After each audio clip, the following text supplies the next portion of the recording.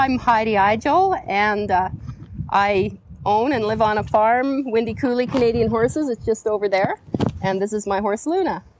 Hi Heidi, so why did you start horse ranching near Pincher Creek, Alberta? I moved here because of the landscape. My husband wanted to move here because it was close to where his family came from. So Heidi, when did wind farming come close to your home?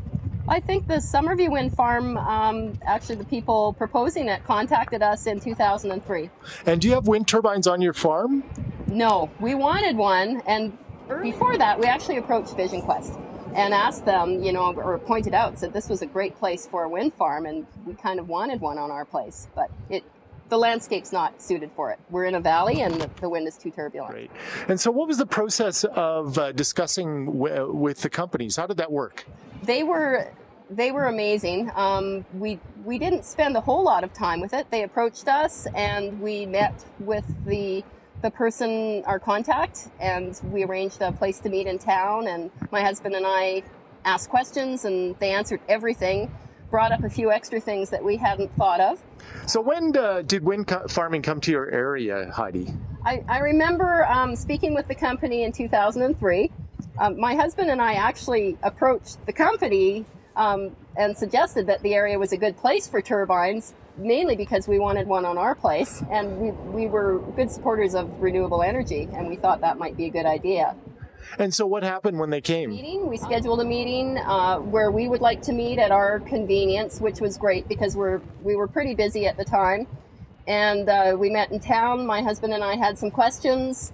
The nice thing about it was the questions were answered right away. We met with somebody who knew everything about wind farms and knew the answers. And they brought up some things that we weren't really aware of either, like the shadows, and spoke to us a bit about that.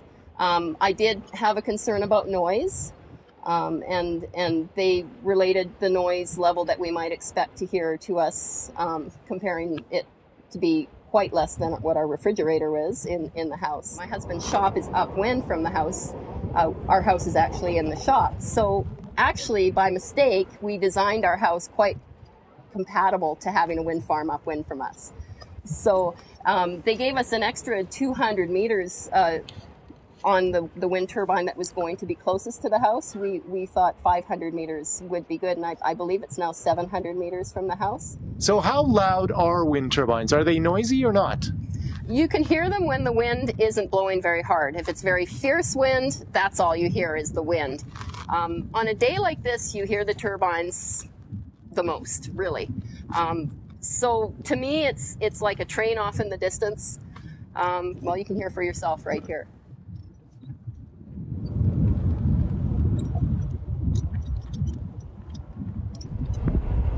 So how much wind farming is there in this region? Pincher Creek, I would say, is the capital of wind farming. I don't know the history too well, but I know Coulee Ridge over there has been there for a long, long time. I put on turbines on the old lattice towers, so really old ones like the ones that are up in California. Were you worried about things like birds and bats when the wind farms came to town? I had already done research on that, and realized that from reading articles that if you place wind turbines in places and do your research ahead of time, you can avoid a lot of bird collisions with the blades.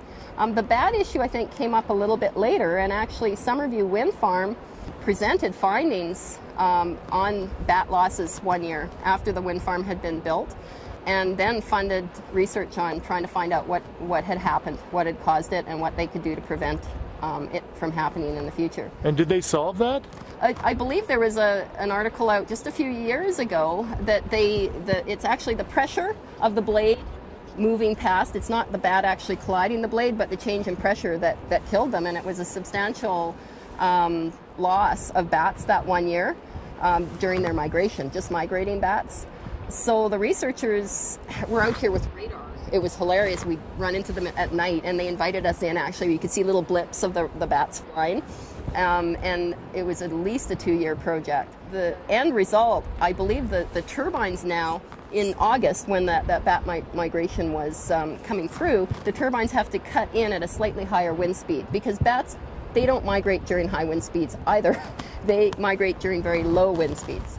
So it was a logical, simple solution, but it took some effort to implement, because it's like starting your car in second gear with these turbines, but the company did it. So are you content now that the bats and the birds are okay with respect to these wind farms? Or I think people need to keep watching, and people need to keep monitoring. This wind farm has, I understand, a good monitoring program, and they continue to keep an eye on what's going on.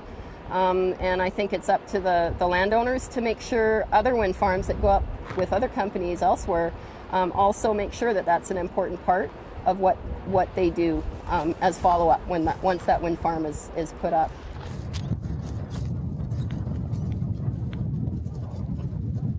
And so lastly, what would you say to folks who are worried about wind power? What would you suggest they do to interact with wind power companies? I'd say it's our right to manage and to plan our communities and take advantage of that. If there's an opportunity to express your concerns, do it. Ask the questions, write down the answers, go stand next to a wind turbine. Come visit us here in Pincher Creek. A good friend advised me to do that too. You know, stand next to a wind turbine when the wind is blowing lightly.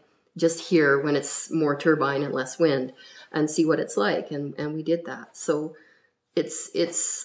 we all plan our houses and our lives and our savings, and I think we should be planning our communities and putting more renewable energy in it, because that will make us sustainable, and we'll be able to afford things in the future because of that, because we won't be busy cleaning up stuff if there's any wrecks with other types of energy.